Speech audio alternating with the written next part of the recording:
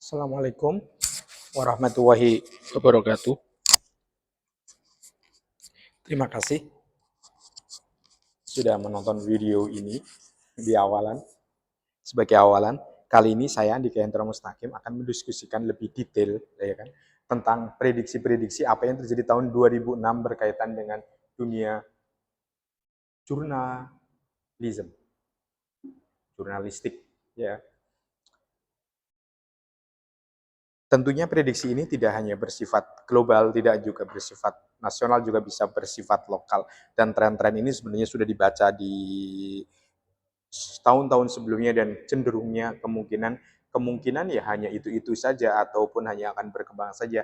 Yang berbeda ini mungkin hanya ada konteks ataupun penambahan-penambahan yang lain sebagainya. Tetapi tantangan jurnalisme saat ini yang ada di dunia itu adalah nasib dari national broadcasting ataupun media milik pemerintah ini kan.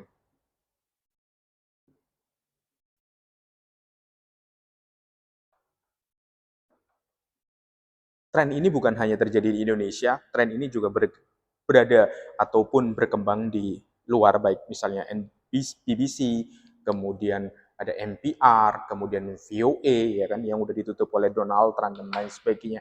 Jadi ketika national broadcasting itu sudah tidak lagi menjadi representasi suara dari pemerintah, karena suara pemerintah sekarang itu sudah ada di media sosial, sudah ada berkembang di TikTok, sudah berkembang di Instagram, sudah berkembang di Facebook, X, kemudian ada sekarang juga adanya trends, dan tantangan identitas itulah menjadi suatu hal yang sangat penting. Apakah gitu kan?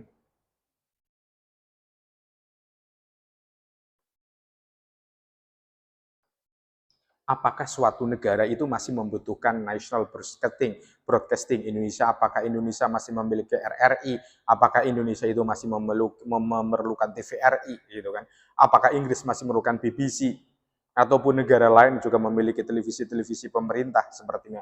Ini kan berkaitan dengan tantangan identitas gitu kan, karena identitas itu sekarang itu kan sudah apa ya, sudah berubah gitu kan, sudah berubah haluan, karena identitas itu justru sudah dimunculkan dalam berbagai percikan-percikan di media sosial, percikan-percikan lainnya itu kan di AI dan lain sebagainya.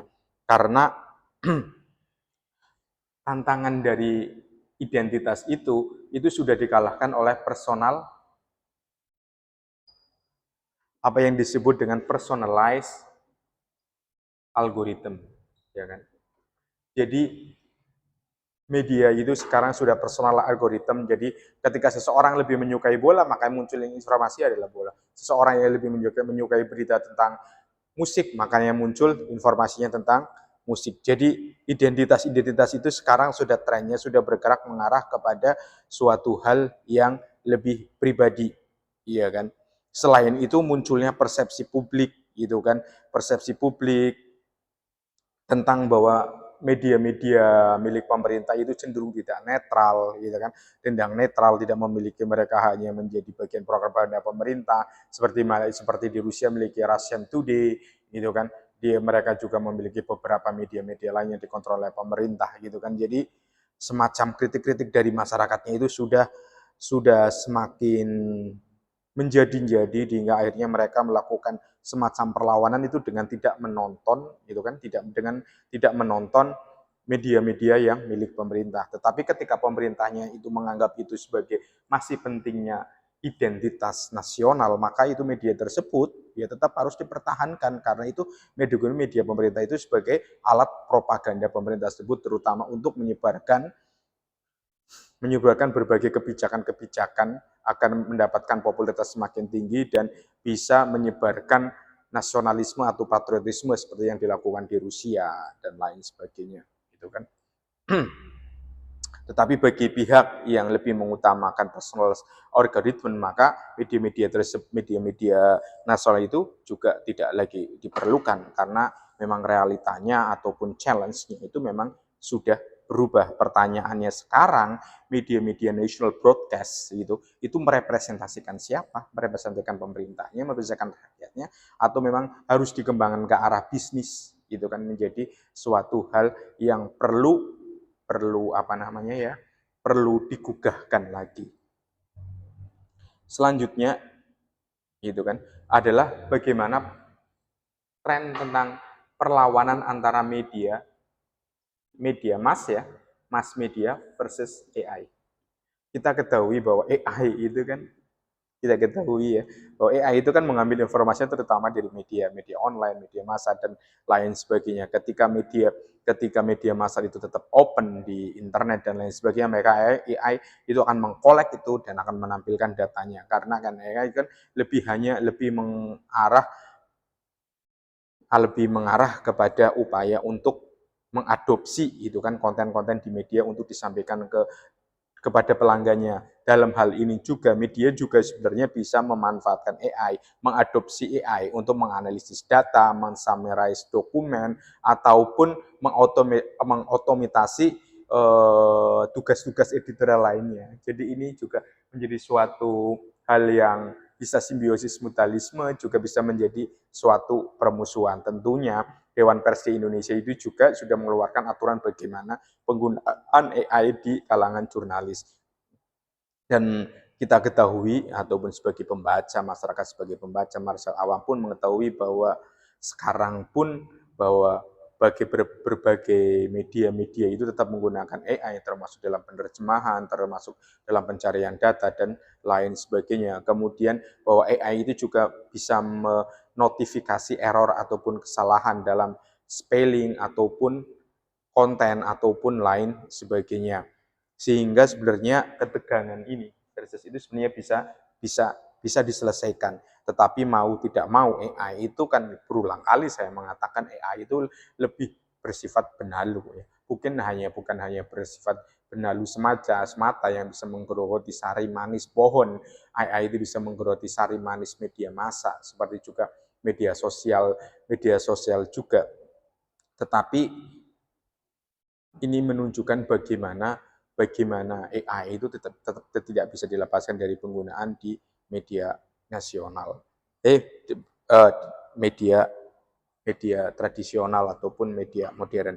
Kemudian yang ketiga yang perlu kita kaji lebih mendalam adanya upaya pertahanan itu dari bagaimana media tradisional itu sudah berubah atau sudah tergeserkan.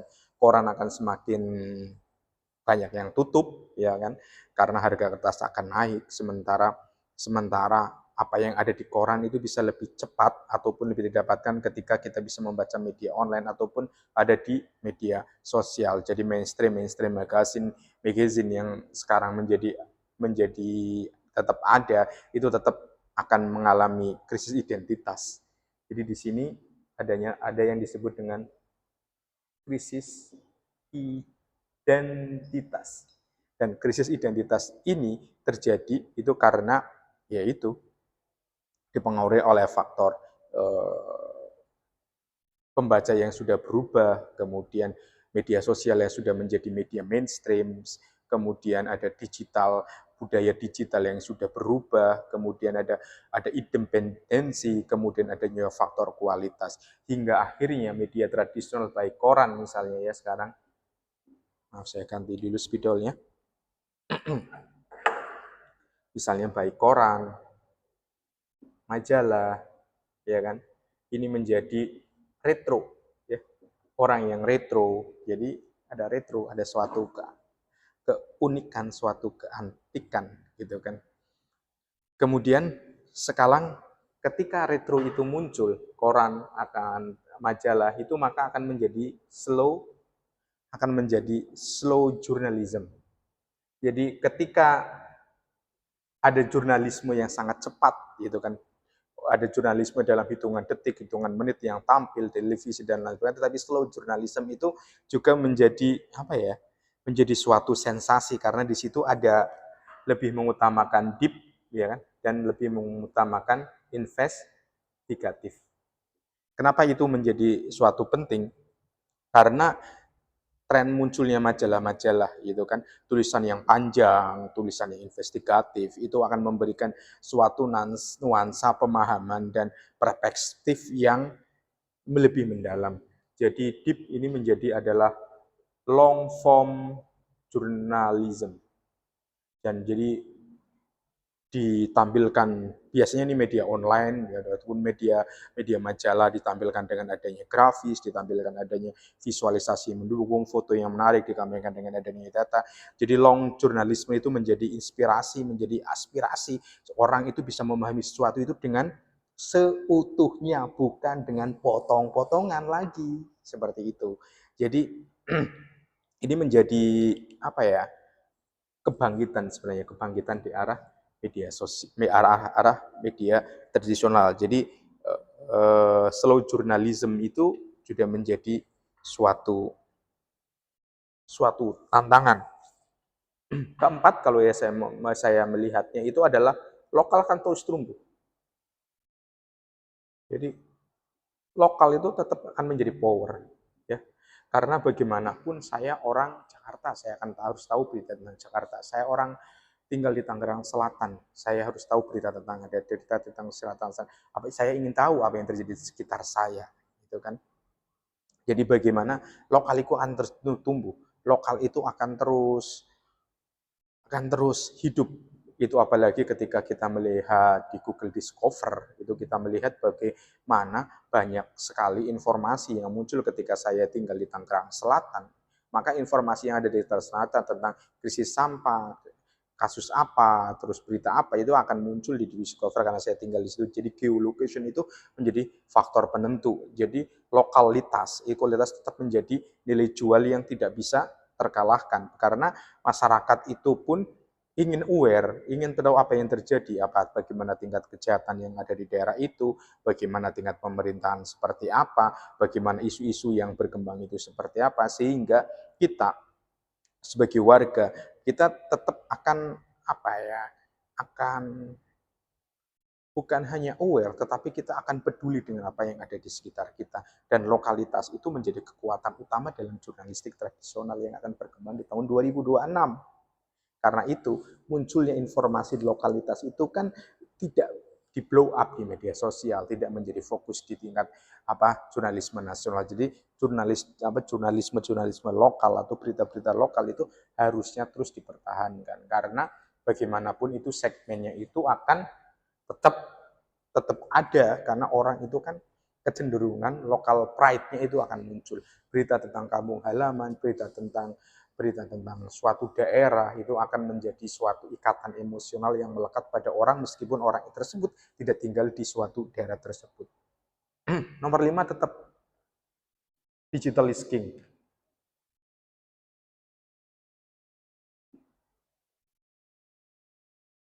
Digital is king ini menunjukkan bagaimana ketika lebih banyak masyarakat, bisa dikatakan 90 ataupun 80% itu mendapat informasinya itu dari ranah digital, baik komputer, tablet, ataupun handphone. Ini kan menunjukkan bahwa televisi akan bergeser, radio akan bergeser, ataupun media-media lain akan bergeser. Karena itu digital is king, maka upaya media tradisional, ya kan, upaya media tradisional, saya sebut media tradisional itu seperti online, koran, televisi, radio, itu disebut media tradisional, itu tetap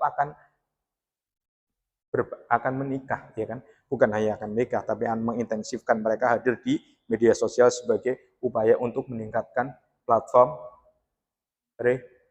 revenue-nya ada di situ. Karena bagaimanapun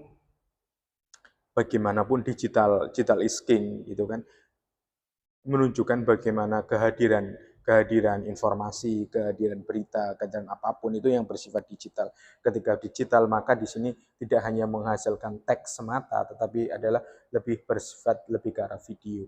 Bukan video panjang, ya kan, yang bersifat seperti ini sampai 10 detik, sampai 10 menit, 15 menit, 20 menit, karena di situ ada kedetailan, tetapi bisa lebih ke arah short, karena orang itu cenderung ingin menghasilkan ataupun mendapatkan intinya saja, gitu kan.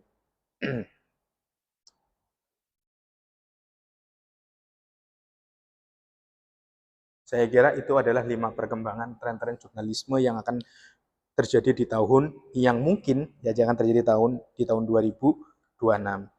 Jika ada komen opini kalian tentang tren jurnalistik yang dari tahun 2006, silahkan tulis di kolom opini. Jika ada pertanyaan bisa kirim ke email, ataupun kita bisa berkolaborasi, ataupun bisa mengeksplorasi lebih lanjut. Terima kasih banyak. Assalamualaikum warahmatullahi wabarakatuh.